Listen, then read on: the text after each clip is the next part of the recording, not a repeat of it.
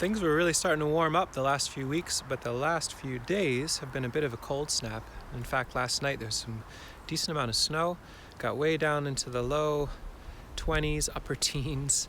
Definitely a lot of freezing of the water out here, but I thought that would be a great opportunity. Things are thawing out a bit now outside, but to take a look in the high tunnels to see how they're doing in this swing season when it's not quite fully spring just yet. I thought it'd be fun to take a look first in our high tunnel in the backyard, the cattle panel high tunnel.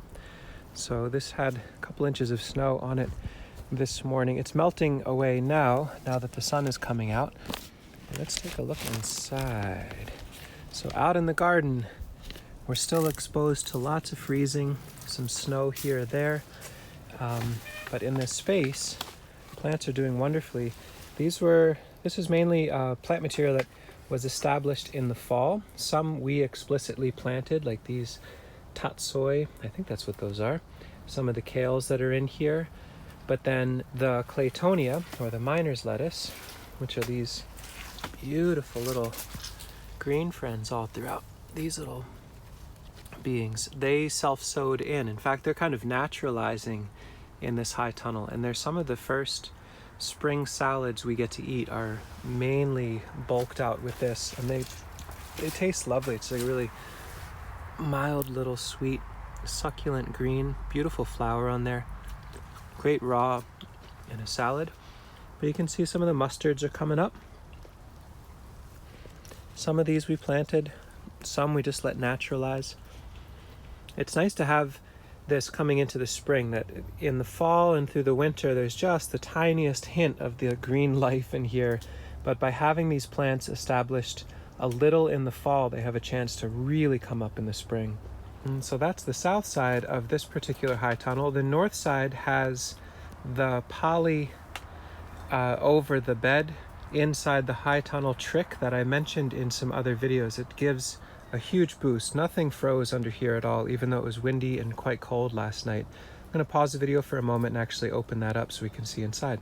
We'll close this again tonight just to conserve some heat, or in fact we'll probably close this once the sun is no longer on the high tunnel and starting to cool off, to hold the heat in from the day. You can see we just hold this open with some binder clips, and this makes a huge boost in securing the seedlings that are underneath here. So these flats, Sasha started with all sorts of different types of onions. You can see we're using those blind based tags that we talked about in another video. They're just starting to emerge little by little. Lots of different types of onions, and I think some shallots in here. And those will go out into the garden in not too long a time. And you can see some rows of seedlings that she set in motion. Some little lettuces, those will get transplanted out.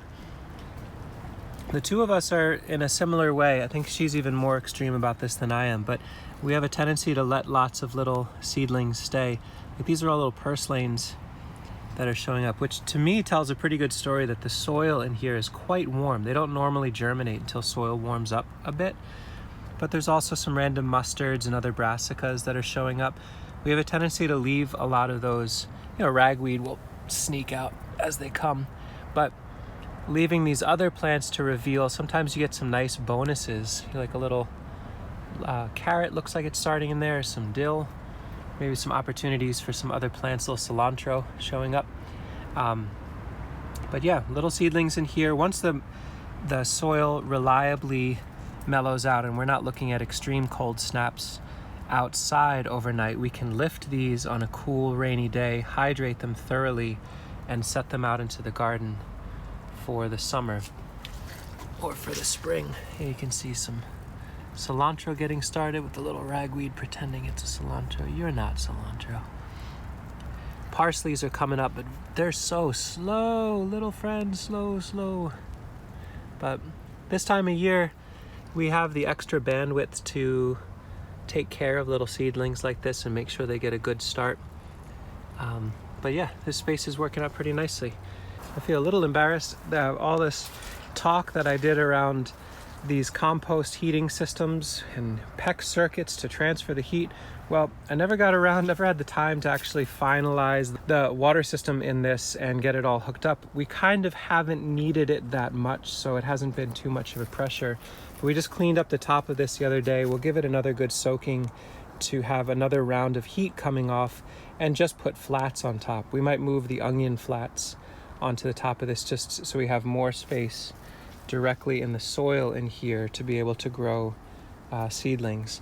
But maybe in the fall we'll come back to this, but it's one of those things you get it set up just in time to not really need it, and so it drops off the map. Oh well. Our salad life is not too far off now. We had 1 or 2 little salads so far, but we're going to be coming into a salad with most meals pretty soon from this high tunnel. Thanks, high tunnel, and thank you, plants. We're on the north side of the house here, the chicken yard. It's a little bit shadier, gets less sun early in the morning, definitely a cooler microclimate. Their pond is frozen on the top. The pond in our neighbor's yard is actually thawed out, it has enough thermal mass to stay warm. We'll look at that high tunnel in the chicken yard in a moment, but I thought it would be fun to take a look at this one near the road. Let's pop in here and see what's going on. In some ways it's a similar layout to the one in the backyard. Ooh, it is toasty in here, my gosh.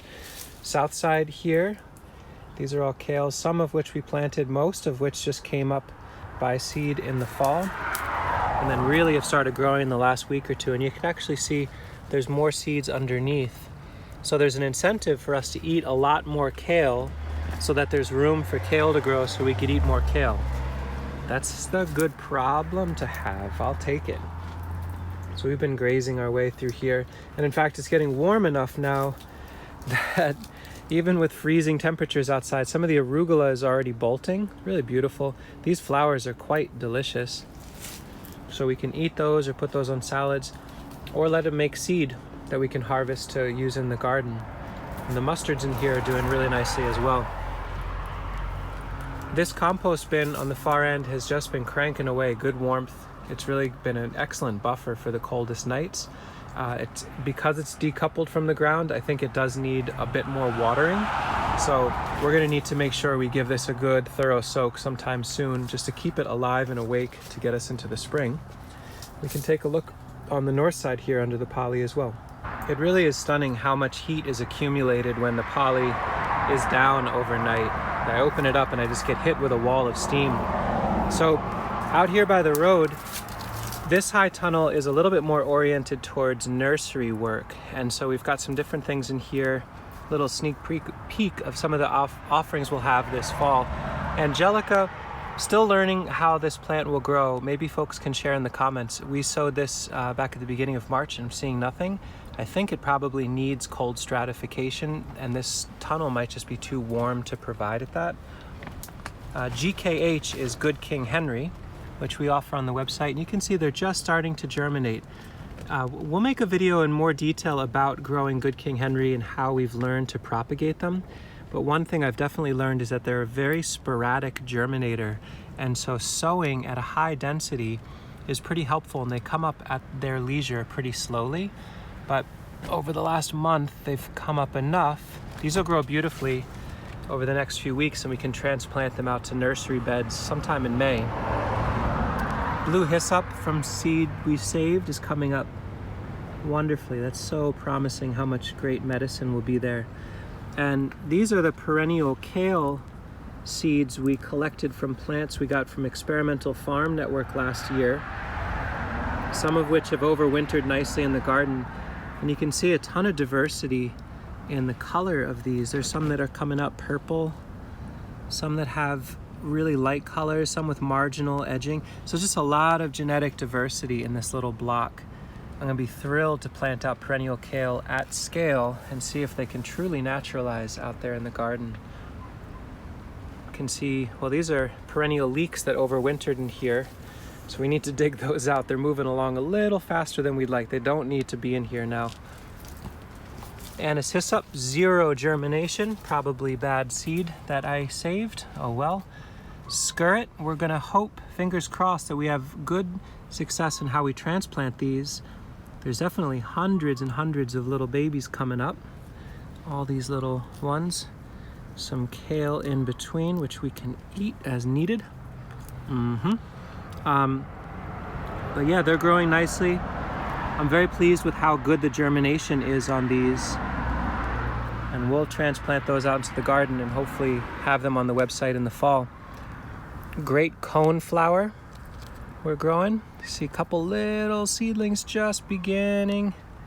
Things really take their time in the early spring. You gotta be patient with them, it seems. I can feel the soil's quite dry. I'm gonna need to give this a good deep soaking. And there's some bloody dock coming up. And lots more room. Needs to be very much more hydrated. A little bit more compost in here, but more room to sow lots of seeds. So in a 7 by 16 foot space, just as an example, we've got blocks of seedlings of really high value nursery plants happening on one side, a whole wall of braising greens and fresh greens for eating on the south side, and a compost pile that's being underutilized. That whole space, the whole top, could be flats of basil and tomatoes. So as much as we have in here, we're actually still very much underutilizing what this space offers. Hello chicken friends. Figure we take a quick look at the high tunnel in the chicken yard. Speaking of underutilization, we've just been using this space to hold containers of nursery stock that we're waking up in our root cellar. And I don't know if I've got clips in here. I think I do. So I'm going to pause again and get this side opened up. So these are folding crates of seed that we had stored in the basement in our root cellar that were starting to wake up. So we moved them out to here. These are little Nanking cherry seedlings just starting to wake up, as well as some apricots. We've got the mesh over these because rodents can potentially come in and eat them. We need to figure out a more elegant system to protect them. These are some varieties of different sunchokes we got on the internet that we wanted to protect for a little while until we're ready to transplant them out. This is a real fun one. This is horseradish root sections that we put in the root cellar, and they started greening up and getting really pale, so we moved them out to the high tunnel here. Big shout out, thank you to our friend Tilda of Carl, or Tilda and Carl. She gave us a whole bunch of horseradish roots in the fall. We processed some, but we planted the rest. In fact, this is where we're getting some of the horseradish that we're sharing with folks locally. You can see just a big old nugget of root, and it's sending up shoots all over the place. And I think we could actually crack these off and pot them up if we wanted to be even more loaded with horseradish this season. And this one's really fun. These are all sea berries. In fact, I should probably pull this off so you can see a little bit better. We collected fruit from a really nice productive late-bearing sea berry shrub at a friend's farm in the fall. And you can see all these little fat dicots sewn into this mix in a folding crate in the fall, stored cool over winter. They're now coming up with really nice germination. And so long as we don't screw things up too badly, we should have good sturdy little seedlings by mid-May that can be put into the garden. And we've got a few crates. We got 5 crates of these. So we might end up having many hundreds of sea berry seedlings in the fall. If it works out, you will find them on the website September 1st when we open up our inventory. So fingers crossed these little sea berry babies take off and thrive in here. Kind of wonky. A little, again, underutilized in that we just have these random crates in here, but it works well enough. This space gets so much shade. Like here we are at noon, it still hasn't gotten any direct sunlight, so it's a lot colder in here, but it's still functional enough for us. Anyway, that's this space. Seems like enough wandering and chatting for now, so I'll pause the video at this point. Let us know if you have some questions or recommendations or ideas of what we're doing and what we could be doing better. And let us know what sort of video topics you'd be interested in seeing in the next few weeks. We're finishing up the rest of our shipping in the next handful of days, and then trying to finalize some local orders this week and next. And then we should by mid-April be back on track, making more and more videos about our chickens and all sorts of other fun topics. So thanks again for your patience there. If you've placed an order locally and you want to pick up, shoot me an email, sean@edibleacres.org, and we'll make an arrangement.